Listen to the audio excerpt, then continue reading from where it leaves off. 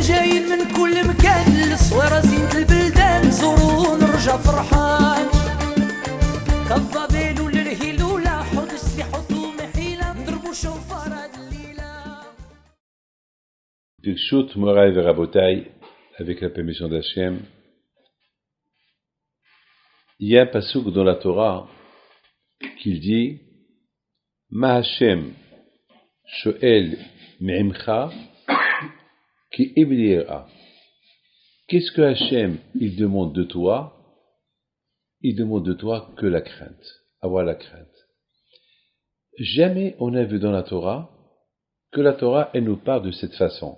Qu'est-ce que Hashem il demande de toi? Ah ben Hashem il demande de moi plein de choses. Beaucoup de choses. Hashem il demande de moi que je suis un bon juif, il demande de moi que je fais Shabbat, Hashem il demande de moi, attends, il y a 613 mitzvot dans la Torah. Et là, Moshe Rabbeinu il dit, qu'est-ce que Hashem il demande de toi? Au lieu que Moshe Rabbeinu il dit au Ben Israël, ce que Hashem il demande de vous, c'est d'être des bons juifs, c'est de respecter toute la Torah. Moshe Rabbeinu il leur demande, ce que Hashem il demande de vous, c'est que la crainte d'Hachem. Par exemple, vous allez chez un tzaddik, et le tzaddik il vous demande, par exemple, vous allez chez Rabbi Shimon Bar Yochai, au Moshe Rabbeinu, et il vous demande, qu'est-ce que tu veux de moi? Eh ben, qu'est-ce que vous allez lui dire? Eh ben, je veux de vous tout. Voilà, c'est la réponse. Je veux de vous la santé, je veux de vous que vous faites ça, je veux de vous tout. Or, le tzaddik il vous dit, qu'est-ce que vous voulez de moi?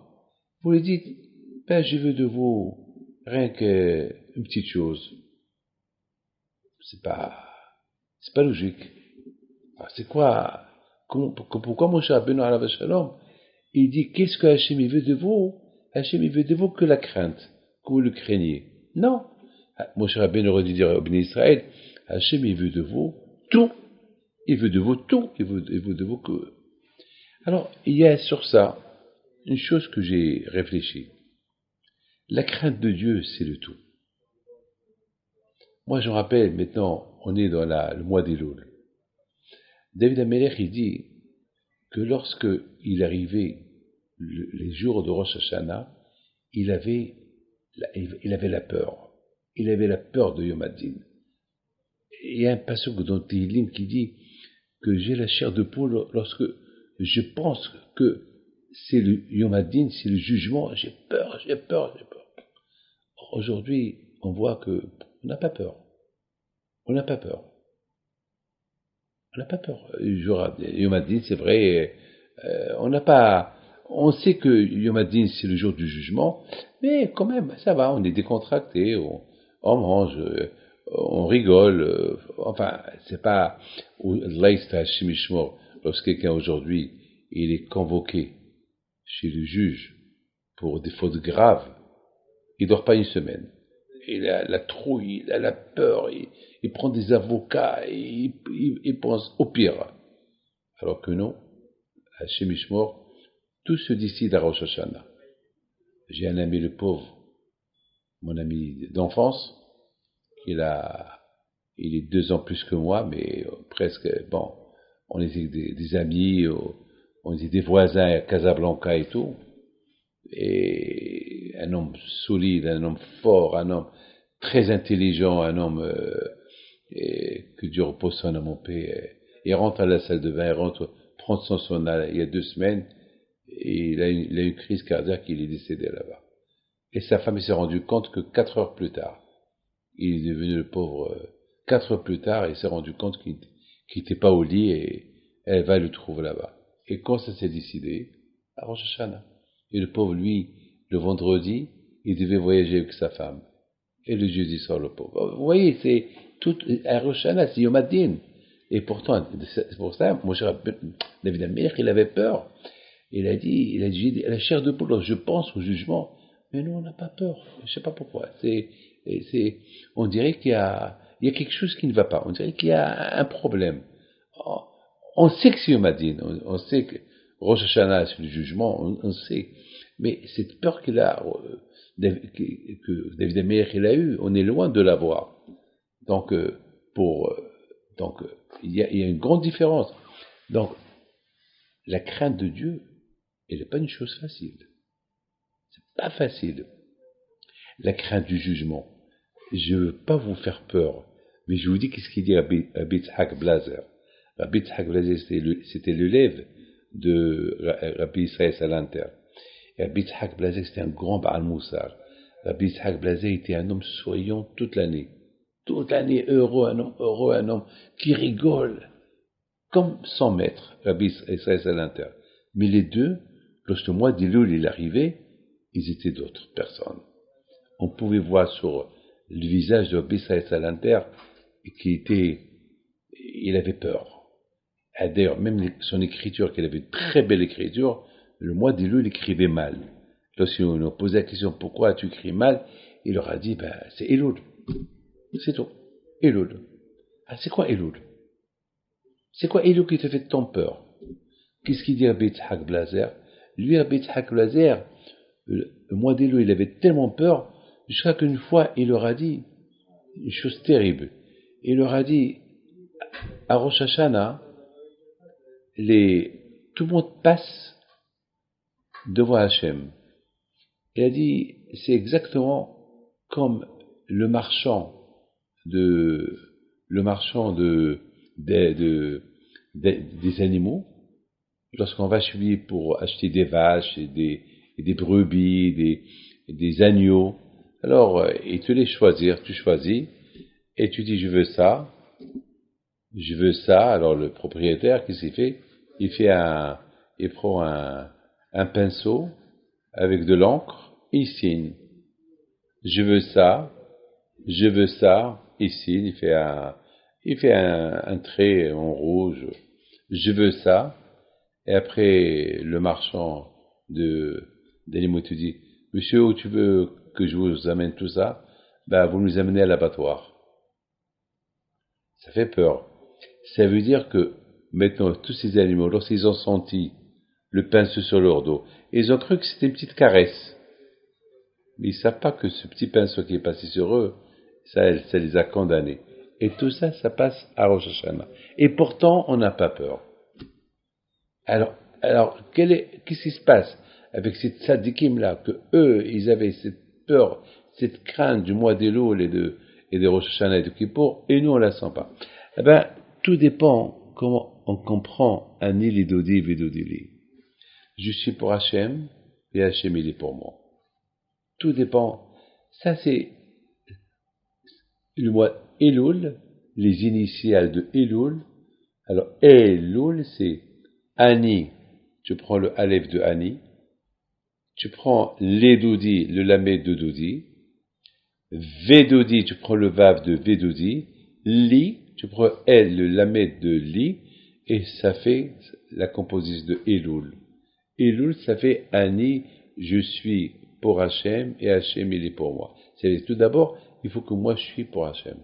C'est-à-dire quand je te dis, écoute, moi, je suis là, je t'attends, à toi de venir vers moi. Voilà, c'est tout.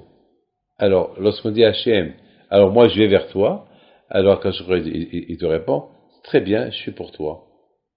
C'est facile. Tu es pour moi, alors je suis pour toi. Mais Hachem, il ne peut pas te dire, je suis pour toi. Et toi, tu peux lui dire, je ne veux pas de toi. Par exemple, vous avez quelqu'un qui tape à la porte. Il vient chez vous. Alors, ou vous lui ouvrez la porte, ou vous ne lui ouvrez pas la porte. Si vous êtes un homme bien, vous allez lui ouvrir la porte.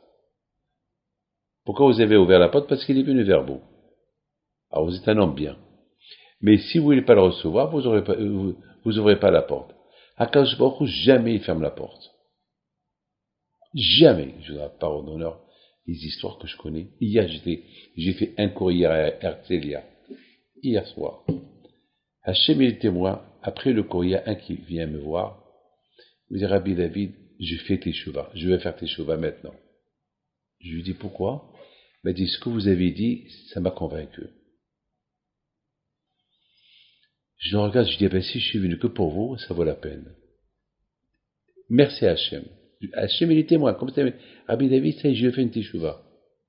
Ce que vous avez dit, ça m'a convaincu. Ça y est, je vais changer. Je vais être un autre. Qu'est-ce que j'ai dit? Eh ben, j'ai apporté le message d'Hachem et il a capté. Ça veut dire que Hachem, il est toujours là. Ça veut dire, écoute bien ce que je vais vous dire. Comment se réveille la Teshuvah, il s'est réveillé en lui? C'est parce que Hachem, il lui a déjà ouvert la porte, il l'attend. Parce que si Hachem, il ne veut pas accepter ta Teshuvah, il t'aide pas dans ta Teshuvah. Mais si Hachem, il voit que tu veux faire une Teshuvah, alors il va t'aider dans ta Teshuvah. On dit, celui qui veut se purifier, on l'aide. Hachem, il l'aide. Il y a ce proverbe qui dit, aide-toi et le bon Dieu t'aide. Voilà, c'est tout. À toi de faire le premier pas. Et Hachem, il te fait le deuxième pas. Il y a beaucoup de fois, ça m'arrive qu'il y a des femmes ou des hommes qui veulent une bracha pour le mariage. Je leur pose la question, est-ce que vous faites des efforts pour trouver un hatan ou une kala? Non, ils sont à la maison. Ah ben, je dis, comment voulez-vous que Hachem, il vous aide? Attends, quoi, vous croyez que vous êtes le prince charmant, la princesse charmante, que tout le monde vous connaît, ils vont venir tous taper à la porte? Non. Et toi, Hachem il t'aide, il faut faire ishta de l'autre, il faut faire... Est-ce que quelqu'un peut devenir riche sans travailler? Non, il faut faire un effort. Il y a quelqu'un, vous connaissez cette histoire, il y a quelqu'un, tout le temps il prie à Hachem. Hachem, je veux gagner au loto, Hachem, je veux gagner au loto. Akadosh Baruch Hu, un jour, il entend une voix qui sort du Sefer Torah, du Echal, il lui dit, est-ce que tu l'as joué? Est-ce que tu l'as joué? Est-ce que tu as rempli le loto? Je veux gagner au loto. Alors, joue au loto, et peut-être tu auras la chance. Mais sans que tu as rempli le loto, tu demandes à quand je veux gagner au loto. C'est impossible. Donc, Hachem, Ani Lidoudi Vidoudili. C'est la crainte d'Hachem, lorsque Moshe Rabbeinu, il dit au béni Israël, qu'est-ce que Hachem il demande de vous? Ve'ata Israël. Ma Hachem, Shoel Mimra. Et maintenant Israël. Qu'est-ce que Hachem il demande de toi? Qu'est-ce que Moshe Rabbeinu, il demande, Hachem il demande l'ira, la crainte. Parce que Moshe Rabbeinu, il sait que dans la crainte de Dieu, toute la Torah, elle est là-bas. Toute la Torah, ça veut dire que finalement, Moshe Rabbeinu, elle était très intelligent. Elle dit à Moshe Rabbeinu, béni Israël, c'est vrai, j'aurais pu vous dire tout ce que Hachem veut de vous, c'est le tout. Mais, prenons le tout, ça va vous faire croire beaucoup de choses. Par exemple, beaucoup des fois, ça arrive, lorsque on rentre dans une maison, il y a trop de balagan dans la maison, on ne sait pas par où commencer. On ne sait pas par toutes les chambres. On nous montre toutes les chambres. Mais attends, c'est vrai qu'on nous montre une chambre, une seule chambre. Voilà, alors fais-moi un peu de rangement ici. Ah bon, c'est facile. Une fois que j'ai fait le rangement, je vais commencer à voir si tout va bien. Ah, je découvre encore un autre endroit. Bon, allez, bon, j'ai fait... Bon, on dirait que c'est bon, c'est tout ce qu'il y a. Il va ranger là-dedans. Après, il commence à voir, ah, il y a une autre. Après, il va finir par tout arranger. La crainte d'Hachem, Moshe Rabbeinu, il n'a pas demandé au béni Israël. Hachem, il veut de vous le tout. Le tout, ça fait grand. Le tout, ça panique. Ça panique. Oh là là, quoi, on me donne un rabbin, on me donne non, ouais, c'est dur. Hachem, il demande de vous que la crainte. C'est quoi la crainte? La crainte, dis-moi, t'as peur du noir? Est-ce que t'as peur d'un lion? Est-ce que t'as peur de l'avion? Est-ce que tu as peur de ça? Alors, cette peur-là d'Hachem, si on commence à avoir cette peur d'Hachem, alors, Béhémet, on va arriver à faire le tout. Parce que partout, parce que après on va voir que finalement, comment je peux faire ça et ne pas faire ça? Comment je ne vais pas faire ça et je fais ça? Il y a beaucoup de gens, malheureusement, c'est eux qui décident quelle mitzvah faire, quelle mitzvah ne pas faire. J'ai vu une fois, c'est Simchat Torah, que je l'ai vu une fois dans un avion, il était en train de boire du vin pas cachère, et lorsqu'il m'a vu, il m'a dit, Rabbi David, pardon. Il ne savait pas que j'étais dans l'avion. Et je voulais marcher un peu, et il m'a dit, Rabbi David, pardon. Je dis, pardon à moi? Pourquoi pardon à moi? Pardon à Hachem, pas moi je m'en fous. Tu veux voir toute ta bouteille, et c'est ton problème, pourquoi à moi? On dirait que c'est moi le bon Dieu, on dirait que c'est moi qui t'a dit, ne bois pas le vin. Non, c'est Hachem. Si tu n'as pas peur de lui, pourquoi tu as peur de moi? Il y avait une fois quelqu'un, et je l'ai rencontré comme ça dans la gare, et c'est quelqu'un que toujours il secoue la tête. Et là, il était sans kippa. Il ne savait plus quoi faire. Il a pris sa veste, il l'a mis sur sa tête. Il y avait sa copine à côté de lui, était gêné à côté d'elle, était gêné de moi. Alors elle lui dit alors elle ne me connaît pas. Alors elle comprenait pas ce qui se passe. Et évidemment, elle voit son copain qui met le capuchon sur sa tête, comme un talit sur sa tête. Et elle dit, alors, j'ai dit, ne panique pas. Qu'est-ce qui se passe? Qu'est-ce qu'il y a? Respect. C'est mon fils. Je suis rien du tout. Quoi, de moi tu as peur? Vous voyez, c'est ça. Vous savez, il y a un grand tzaddik. Il s'appelle Rabban Yochanan ben Zakkai. Rabban Yochanan ben Zakkai, avant de mourir, ses élèves ils sont venus vers lui. Ils ont demandé au Rav, Rabbeinu Barchin, Rabbeinu, fais-nous une bracha. Il a dit une bracha. Il a commencé à pleurer. Ils lui ont dit, Rabbeinu, pourquoi tu pleures? Il leur a dit, pourquoi je pleure? Je sais que j'ai 120 ans. Il était très vieux. Je suis très vieux. Je sais que je vais partir. Le problème, il est, je ne sais pas quelle route à quel chemin, à Gan Eden ou à Gehenna. Alors là, on parle de Rabban Yochanan ben Zakkai. C'est grâce à lui qu'Am Israël, il tient aujourd'hui. S'il y a la Torah, c'est grâce à lui.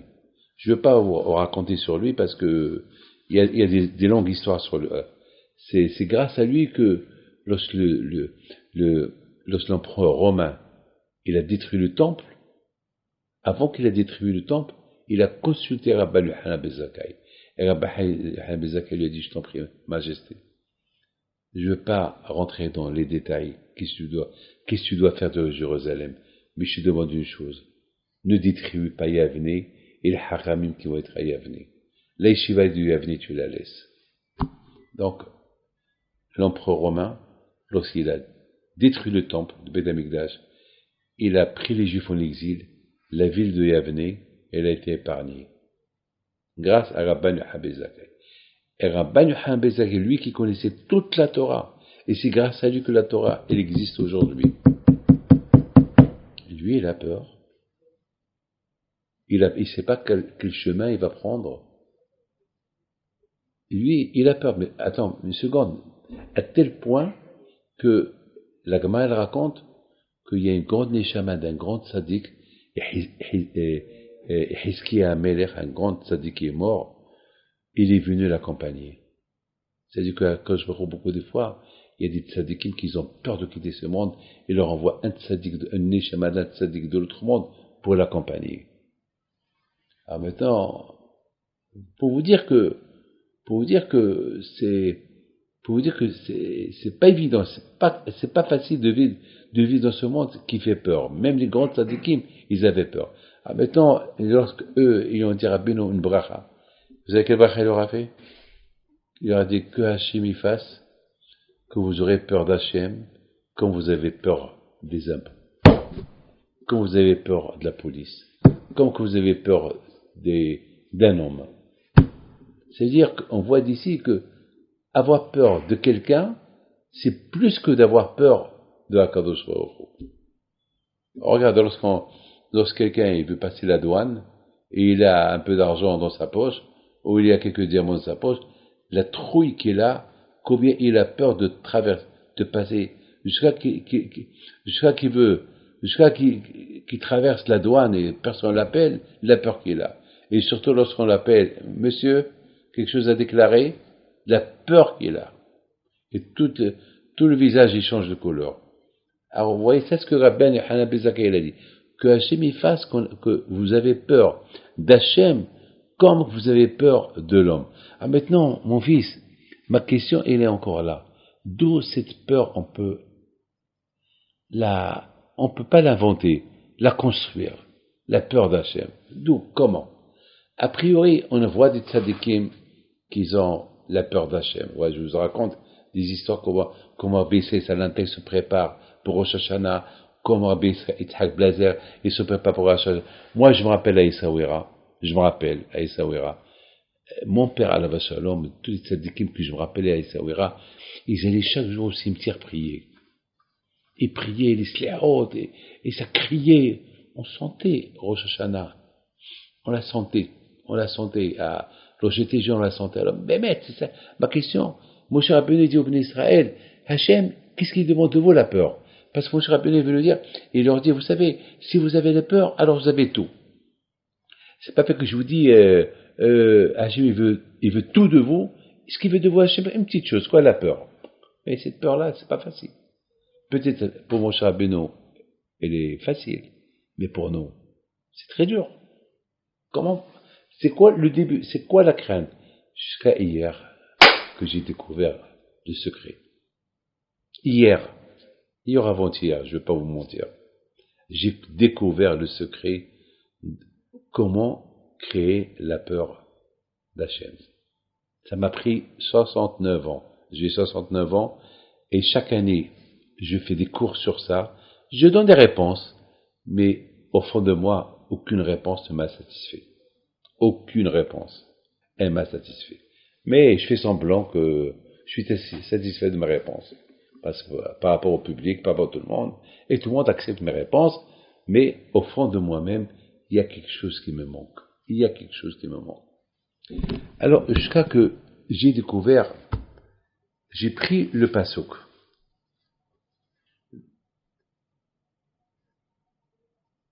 Moshe Rabbeinu dit Ve'ata. Ve'ata Israël. Et maintenant Israël. Ma Hashem sho'el me'imcha. Qu'est-ce que Hashem il demande de vous? Alors j'ai commencé à voir le pasuk. Déjà la Gemara dit que là où la Torah dit Ve'ata, et maintenant, c'est quoi et maintenant? Maintenant, c'est-à-dire, là où la Torah dit Ve'ata, ça veut dire la Teshuvah. C'est-à-dire qu'il faut y avoir une Teshuvah chaque seconde. Ve'ata, maintenant. Mais c'est pas grave, j'oublie ça. Maintenant, moi, j'ai commencé à voir les dernières lettres de Ve'ata Israël Ma. Les dernières lettres. Et c'est quoi les dernières lettres? Ve'ata, la dernière lettre de Ve'ata, il y a un He. He, c'est 5. Israël, la dernière lettre d'Israël, c'est le Lamed. Lamed, c'est le chiffre 30. Ma, Ve'ata Israël Ma, qu'est-ce qu'il demande de toi? Ma, la dernière lettre de Ma, c'est quoi? He. Je prends le He et le Lamed et le He, je prends 5 et 30 et 5, c'est 40. C'est le chiffre total 40. 40, c'est là 40 jours de Elul jusqu'à Kippour. Si on calcule les jours de Elul jusqu'à Kippour, c'est il y a 40 jours. Et qu'est-ce qu'on fait pendant ces 40 jours-là? Eh bien, pendant ces 40 jours-là, on fait les slihot, on fait une teshuvah. Déjà le fait que tu entends, il n'y a pas un juif qui va entendre le shofar et qui ne sent pas des frissons dans son cœur. Des frissons, quelque chose. Il y a le chiffre 40 qui est là. Et même si c'est pas chaque jour qu'on va faire les slihot, mais le plus important c'est, on sait très bien que de Elul jusqu'à Kippour, il y a 40 jours. Tout le monde le sait. Donc c'est les moments où l'homme il peut construire sa crainte vis-à-vis de Dieu. Il n'y a pas un qui n'a pas peur le jour de Kippour. Vous savez, en Amérique, toujours en Amérique, je me trouve entre Rosh Hashanah et Kippour en Amérique, tout le temps. Et parfois, je vais, après la Hilula de Rabbi Haim Pito, je vais une semaine avant Rosh Hashanah en Amérique. Et beaucoup de fois, je reçois plein de monde. Et je reçois même des gens religieux, pas religieux, hassidim, tout ce que vous voulez. Et j'adore poser cette question. Je dis aux gens, je leur pose la question. Est-ce que vous jeûnez à Kippour? Et chacun, il me regarde, étonnement. Ils sont étonnés. C'est quoi ma question? Et chacun me dit oui. Alors maintenant, je tombe même sur ceux qui sont libéraux, loin. Est-ce que ils te disent oui? Et je leur pose la question. Pourquoi? Et la réponse que chacun me donne, c'est le jour que tout se décide. Ça veut dire que tout le monde comprend, c'est le jour que tout se décide chez Akadosh Baruch Hu. Et ceux qui ne savent pas, c'est que les pauvres, c'est pas leur faute. Ils n'ont pas eu d'éducation, peut-être. Les pauvres, c'est pas leur faute. Mais en général, un juif, et le jour de Kippour, c'est le 40e jour. Donc, vous voyez que ces 40 jours, c'est le potentiel pour arriver à ce que Ve'ata Israël Ma'ashem Shoel Menu. C'est-à-dire que chacun de nous, il a le potentiel d'acquérir cette crainte de Dieu pendant ces 40 jours-là. Ou un de ces 40 jours. Si ce n'est pas chaque jour de 40 jours, ou bien un de ces 40 jours. Il y a. C'est pour ça qu'il dit Ve'ata. Et maintenant. C'est maintenant. Tu fais teshuva. Pour faire teshuva, il faut qu'il y ait la crainte. S'il n'y a pas la crainte, il ne peut pas avoir la teshuva. Il ne peut pas avoir la teshuva. Vous savez qu'il y a deux sortes de teshuva. Il y a la teshuva me'ahava, la teshuva avec amour. Il y a la teshuva avec la crainte. Alors, qu'est-ce que la Hachem préfère? La teshuva avec amour ou la teshuva avec la crainte? Bien sûr, la teshuva avec amour. C'est pas parce que là, il quelqu'un, il a une maladie pour qu'il fait teshuva, ou quelqu'un qui a un problème. Le contraire, il faut faire la teshuva lorsque tout va bien. C'est pour ça que la Torah te dit Ve'ata et maintenant. Et maintenant, qu'est-ce que Hachem demande de toi? Et si tu fais ce que Hachem demande de toi, tu as toi la crainte. Mais comment la crainte? Eh bien, le mois d'Elul, c'est le potentiel. Moi, une fois, j'ai dit que le mois d'Elul, c'est pas que le mois d'Elul. Le mois d'Elul, ça peut être n'importe quel moment. Ve'ata. Et maintenant. De la même façon qu'on dit que chaque jour, il faut sentir que tu as reçu la Torah, eh bien, chaque jour, tu peux faire teshuva. Teshuva chez anytime, quand tu veux. Ve'ata, maintenant. Mais l'olithod, il ne faut pas pousser pour la prochaine fois. Il ne faut jamais dire l'erché efne eshne. Par exemple, tu ne peux pas dire lorsque j'aurai le temps, je vais le faire. Peut-être jamais tu auras le temps. Ça veut dire que maintenant, ça y est, tu as envie de faire. T'as envie de faire teshuva. Je vais vous raconter quelque chose de magnifique. Mon père Alav Shalom, c'est comme demain soir qui est décédé. C'est la Iloula, c'est demain soir. Mon père Alav Shalom, je me rappelle de lui quelque chose. Une fois, je devais partir pour acheter à l'époque, il n'y avait pas de téléphone, il n'y avait pas d'internet, il n'y avait pas de réservation. À l'époque, lorsque je devais retourner à la yeshiva, je devais aller à l'agence de voyage pour réserver ma place. Il n'y avait pas de téléphone, appel l'agence. Je vous raconte cette histoire, il y a peut-être 45 ans de cette histoire. Je me rappelle très bien. Ça s'est passé à Ashdod. Et mon père, Alav Shalom, dès que je viens de la yeshiva de l'Angleterre, la première chose qu'il me dit, David, donne-moi ton passeport, ton billet, je te garde. Donc, au moment voulu, je dis à papa, je dois retourner à la yeshiva, je veux mon passeport, mon billet, pour aller à Tel Aviv faire. Alors, je vois que mon père, il me met tout dans un sac en plastique. Je dis à mon père, papa, pourquoi tu me donnes le passeport dans un sac en plastique? Je le mets dans ma veste.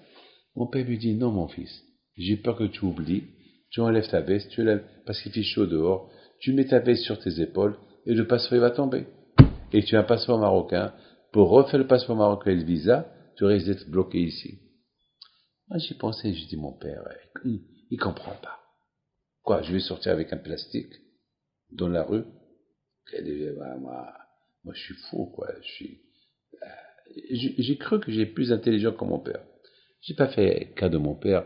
Je sors dehors, je prends le plastique, je le jette, je mets le passeport de ma veste, je vais chez Rabbi mon frère. Il avait une fille à cette époque, une petite fille venue de naître. J'ai joué un peu avec elle. Et puis après, je suis parti à la Tahana. J'arrive à la Tahana, je trouve pas le passeport. trouve pas le billet, je trouve pas le visa, je trouve rien. Je retourne chez mon frère, je cherche par terre, je me suis rappelé de mon père. Mais c'est trop tard. Qu'est-ce que je vais faire? Donc, je voyais que les choses négatives. Ça veut dire que j'étais bloqué en Israël. Bloqué en Israël. Peut-être ils vont me refaire un visa, mais pour refaire le passeport marocain en Angleterre, à l'époque c'était vraiment très dur. C'est pas comme aujourd'hui que tu fais un passeport tchic-tchac. À l'époque ça prenait au moins 2-3 ans pour faire un passeport. C'était très très dur. Et avec des connaissances, c'était pas facile. Bon, je retourne chez mon frère, je cherche chez lui. Et mon frère me dit, comment tu vas faire? Je suis resté chez lui jusqu'à 2 heures du matin. Après, mon frère me dit, David, tu ne veux pas rester chez moi, il faut que tu retournes à la maison. Papa, il doit t'attendre. Depuis ce matin, tu as quitté la maison. Pour vous dire, à l'époque, il n'y avait pas de téléphone. Donc, celui qui sort dehors, il sort. Il n'y a pas, et maman, je suis quelque part. Il n'y a pas. Bon. Je retourne à la maison. Qui m'ouvre la porte? Mon père. Dès qu'il me voit, tu as tardé. J'étais chez Rabbi Haïm. Où est le passeport? Première question. Comme la police. Passeport, visa, le billet. Papa, je les ai perdus ce matin. J'ai ajouté le plastique. Et pourtant, je t'ai dit, je sais papa. Je suis bloqué. Je t'ai pas écouté. Hatati aviti pashati. Je t'ai pas écouté, papa. Mon père, Alav Shalom, il me regarde, il me dit, tu as cherché à côté des bouteilles de gaz de l'immeuble où ton frère il habite? Je dis, papa, quel rapport? Il m'a dit, peut-être ils sont là-bas. Papa, depuis ce matin. Et là-bas, il y a un cours. Les enfants, ils jouent. Le football. Et ils ont dû les prendre, les jeter. Va voir. Je cours, je les trouve. Je trouve tout par terre. Entre les bouteilles. C'est vrai, je descendais de chez mon frère, la veste sur moi, certainement j'ai renversé la veste et tout est tombé là-bas. Même l'argent, je les ai trouvés. L'argent à moi là-bas. J'étais heureux, content, je retourne à la maison, mon père, Alav Shalom, il me regarde avec un sourire, il me dit, Hachem, il a fait avec toi un grand miracle, que tu as rien perdu. J'ai compris, c'est grâce à mon père. C'est pas grâce à moi.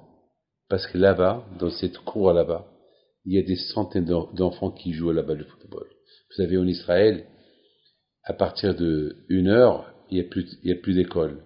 Et là-bas, c'est un terrain vaste. Les jeunes, ils jouent. J'ai compris. J'ai dit à papa, chaque fois, je lui raconte l'histoire.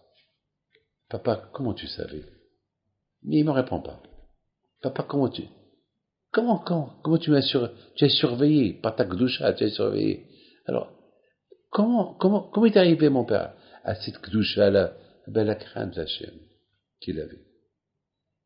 La crainte d'Hachem et être heureux avec Hachem. Parce que vous savez que si David Ameller servait Hachem avec joie, mais et peur de lui. On dit Avino Malkeno. Mon père, mon roi. Hachem, c'est mon père. Mais n'oublie pas, c'est ton roi. N'oublie pas. Parce que c'est mon père, alors je peux me permettre de faire. Non, c'est ton roi. Ça veut dire que il faut savoir joindre les deux choses à la fois. La joie et la peur d'Hachem. Donc, à Botaï, on comprend très bien. On comprend que le mois d'Elul, n'oubliez pas une chose, hein. On dit, Biom Simchatchem, Mo'adechem. À Rosh Hashanah, on dit, il faut être heureux. On appelle Rosh Hashanah, Biom Simchatchem, le jour de votre joie. Comment? Le jour de ma joie, c'est le jour du Yom HaDin. Quand je pourrais te dire, le din, tu me le laisses. Le jugement, tu me le laisses. Mais toi, aie content de moi. Aime-moi. Laisse-moi le jugement à moi. Moi, je m'occupe de ton jugement. Mais toi, sois heureux de la mission que je t'ai donnée. Donc, vous voyez, d'un côté, on nous demande d'avoir la crainte de Dieu, avoir peur de lui, et de l'autre côté, on nous dit, il faut être heureux, il ne faut pas avoir peur, il faut être heureux. Ça veut dire, finalement, c'est une petite chose qu'on nous demande. Ben, mais je vous dis quelque chose. La meilleure solution pour servir Hachem, on dit Ivdo et Hachem Bissimha. Servir à Kadosh Baruch Hu avec joie. Mais pour construire ce service d'Hachem avec joie, et d'être content des mitzvot, et d'être heureux avec Hachem, il faut qu'il y ait la crainte d'Hachem. Il faut qu'il y ait la crainte d'Hachem. Il faut qu'il y ait la crainte d'Hachem. Et cette crainte d'Hachem, on l'a construite avec le mois d'Elul. Le mois d'Elul. On dit, est-ce qu'un lion qui va crier, par exemple, tu es dans la rue, et tu entends le lion, et qui crie, t'as peur. Le mois d'Elul, c'est comme le lion qui est en train de crier. Il y a la peur. On ne sait pas où il est, mais il y a la peur. Mais, soudainement, tu vois que le lion, il est dans une cage. Ah, je suis content. Vous comprenez? C'est ça Elul. C'est ça Elul. Ça veut dire avoir la peur, mais avoir la joie. Ah, c'est ça la grandeur des tzadikim. La grandeur des tzadikim, pour moi personnellement, il y a un passage qui dit Dishu Hashem bimatz'o biyot lo karov. Demandez à Hashem et trouve-le, parce qu'il est à côté. Hachamim, il pose une question. C'est quoi demander à Hashem et vous allez le trouver parce qu'il est à côté. C'est quoi? Et Hachamim dit, ça parle Yamim Noraim. Entre Shana et Kippour, Akadosh Baruch Hu, on te dit, demande à Akadosh Baruch Hu, parce qu'on peut le trouver, parce qu'il est à côté. Et c'est vrai. Pendant le mois d'Elul, la présence d'Hachem, elle est là. Elle est là, la présence d'Hachem. On peut. Il est là. C'est la raison pourquoi on dit Ma Hashem shoel me'imcha. Qu'est-ce que Hashem il demande de toi? Quoi? Qu'est-ce que Hashem il demande de toi? Parce que Hashem il demande de toi, c'est la crainte. Mais ça va, la crainte. Mais cette crainte, d'où on peut l'avoir? Eh bien, Hashem nous a donné le mois d'Elul, il nous a donné 40 jours. Et pour construire une fois que tu l'as construit, une fois que tu l'as cette crainte de Dieu en toi, ça y est, tu vas servir Hashem avec joie. D'ailleurs, ce que je vais vous dire, c'est extraordinaire. On a le mois d'Elul jusqu'à Kippour. Combien de jours? Il y a 40 jours. Et après, c'est Sukkot. Et la fête de Sukkot. Et comment on appelle la fête de Sukkot? Zman Simchatenu. C'est le temps de la joie. Et pendant Sukkot, il y a aussi Simchat Torah. C'est-à-dire finalement que pour arriver à servir Hashem avec joie et sentir la joie, il faut passer déjà ce cap de crainte. Il faut construire. Parce qu'une fois que tu as la crainte d'Hachem, tu as construit la crainte d'Hachem en toi pendant ces 40 jours-là, ça y est, après tu vas servir Hachem avec joie, après tu vas faire les mitzvot avec joie, avec la Torah, après c'est fini. Alors mon cher Rabbeinu, il était très intelligent. Qu'est-ce que Hachem il demande de vous? Ah ben il demande de vous tout. Non, tout ça va, c'est un peu choquant de dire tout c'est trop. Alors Hachem il demande de vous avec la crainte de Dieu, avoir peur de lui. Quand? Voilà, pendant le mois profite, un slihot, profite. Il y a un des jours des 40 ans, des 40 jours de Elul jusqu'à Dishu Hashem bimatz'o. Allez, va'ata Yisrael. Une fois que tu as bien compris la leçon, ce que Hashem veut de toi, c'est fini. Après ça, c'est comme ça, tous les tzadikim, ils se sont construits que le mois d'Elul. J'ai dit hier une phrase extraordinaire. Merci Hashem que j'ai pensé à ça hier. J'ai dit hier que le mois d'Elul, c'est quelque chose d'extraordinaire parce que Elul, il englobe la personne elle-même. C'est comme par exemple, tu te trouves dans un tourbillon ou tu te trouves dans une chambre. Tu es au centre. Le mois d'Elul, de tous les côtés, de tous les sens, il y a un cri qui crie. Teshuva. Allez, vidodili. C'est quand il y a une voix, tu sais qu'elle te rappelle. David, allez, moi pour Hashem pour moi. Allez, moi pour Hashem pour moi. Allez, vidodili. Ça veut dire, il y a le potentiel qu'il est là. Le potentiel, il est là. C'est à nous. C'est à nous d'en profiter de ce potentiel. C'est à nous. Je voudrais vous raconter une belle histoire. La plus belle histoire des histoires. Il y avait une fois deux frères. Un, il habitait à Zurich, l'autre, il habite à Londres. Et ces deux frères-là, un était riche, un était pauvre. Le riche, qui habite à Londres, il voit que ses journées, ses années, ça y est, sa vie, elle atteint son but. Il est malade en plus, très malade. Les médecins lui ont dit, il lui reste quelques temps. Et il appelle son frère. Il dit à son frère, mon frère, voilà, tu sais, ça fait longtemps que je suis malade, et je vais te demander, je sais que il y a quelque chose après la mort. Malheureusement, toute ma vie, j'étais dans le travail. Toute ma vie, j'ai rien fait dans ma vie. Toi, Baruch Hashem, tu habites à Londres. Non, vous m'excusez. Le riche, il habitait à Zurich, pardon, et le pauvre, il habitait à Londres. Alors, le riche de Zurich, il a dit, je sais que toi, tu habites à Londres, à Stafford Hill, tu es religieux, tu étudies la Torah. Et moi, j'étais loin de tout ça. Bon, maintenant, je suis prêt à te donner les 3/4 de ma richesse. Je vais laisser un quart à mes enfants, à une condition. Je veux partager ta Torah, toutes les mitzvot que tu as fait, je veux la moitié. Tant que tu es encore vivant, tu peux faire. Son frère lui dit, mon frère,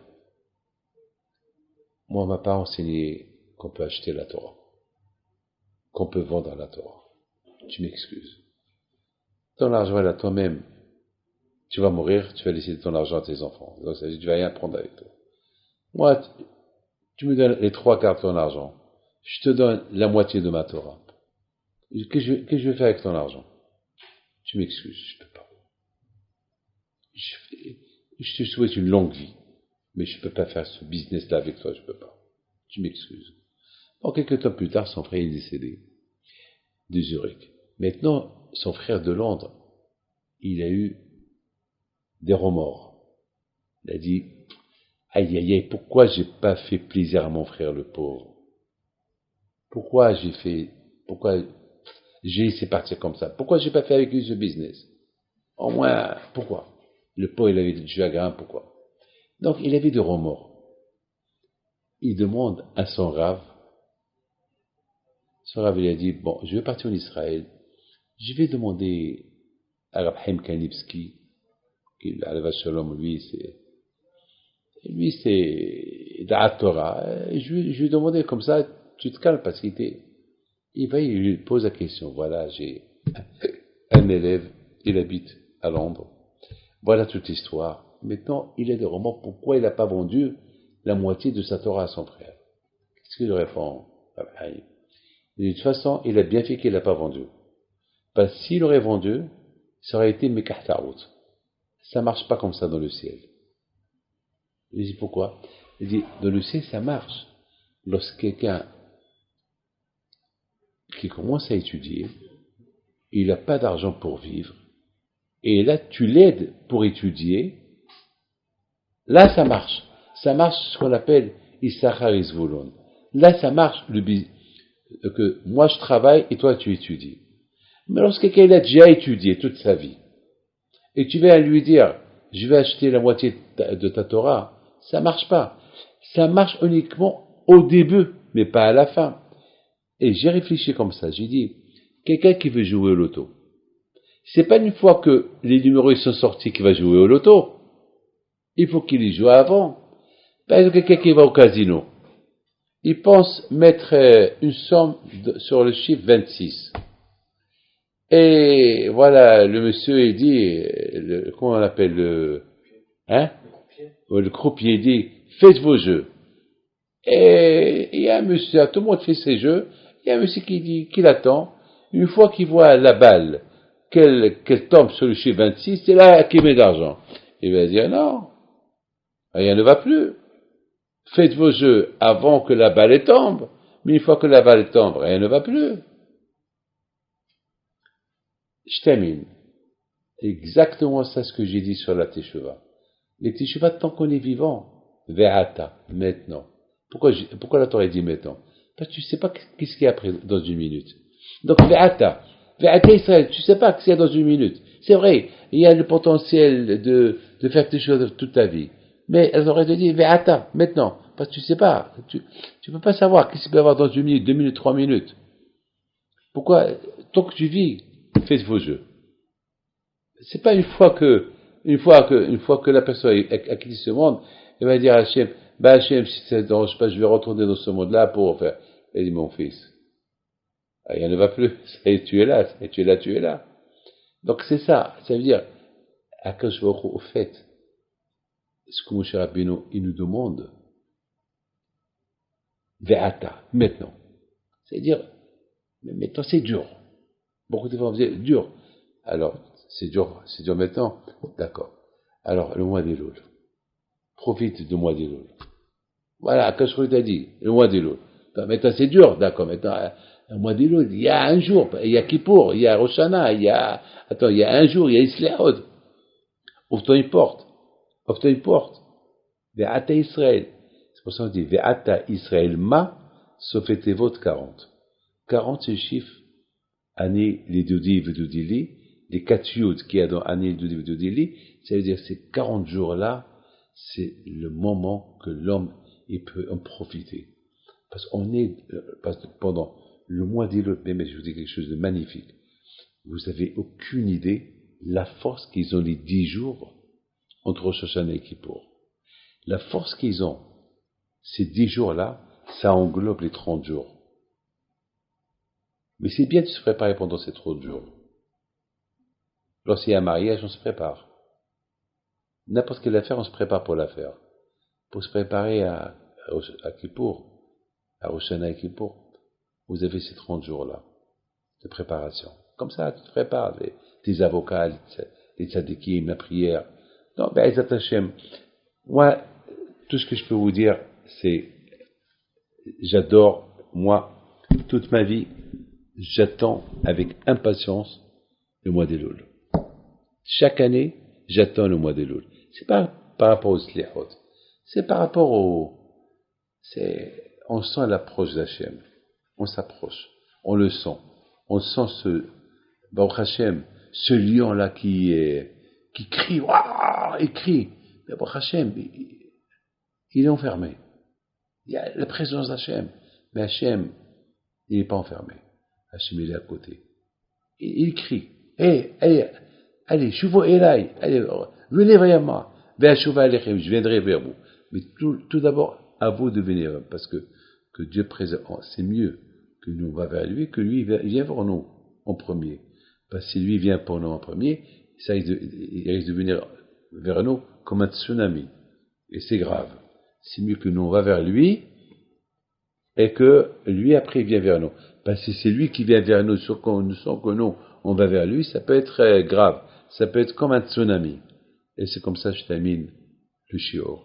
Le shiur, je le termine avec cette belle phrase que Be'ezat Hashem, qu'on approche à Kadosh Baruch Hu, et qu'on passe une bonne année Be'ezat Hashem, et que Kadosh Baruch Hu vous protège et vous donne Baruch Habetzlah. Le mois d'Elul, c'est le mois, je l'appelle le déclencheur de la Teshuvah. Le déclencheur de la crainte de Dieu. Le mois d'Elul, Hachem nous l'a donné à chaque année. Chaque année, pour renouveler l'énergie de la Teshuvah. Renouveler l'énergie de la crainte de Dieu. Il faut savoir une chose. Vous rentrez dans un magasin. Vous n'allez pas prendre ce que vous voulez après vous dire je vous paye. Non. Vous payez, vous prenez. Là aussi. Le mois d'Elul, Hachem vous demande, venez vers moi et je me donne à vous. C'est tout. Alors, il y a quelqu'un qui m'a posé une question. Il dit, pourquoi Hachem, il ne nous fait pas quelque chose le mois d'Elul pour déclencher qu'on fasse Teshuvah? J'ai répondu que le déclenchement, c'est nous qu'on doit le faire. Ani les Doudi. Parce que Hachem, il y est déjà. C'est comme par exemple, dans une maison où il y a déjà les fils électriques, il y a tout. Qu'est-ce qu'il faut faire? Il faut simplement allumer. C'est tout. Appuie sur l'interrupteur et tu allumes. Et ça va s'allumer. Hachem, il est là. L'énergie, elle est là. La présence d'Hachem, elle est là. C'est à toi de faire le premier pas, le geste. Tu fais ça, tu as tout réussi. Hachem, il t'aide. Tu vas vers Hachem, Hachem, il vient vers toi. Mais que Dieu préserve, il ne faut pas demander que Hachem, il vient vers toi. En premier. Parce qu'il vient vers toi en premier, il peut être comme un tsunami, et ça peut être grave, fatal pour toi. C'est à toi d'aller vers lui. Il va te recevoir avec le grand sourire. Que Dieu protège.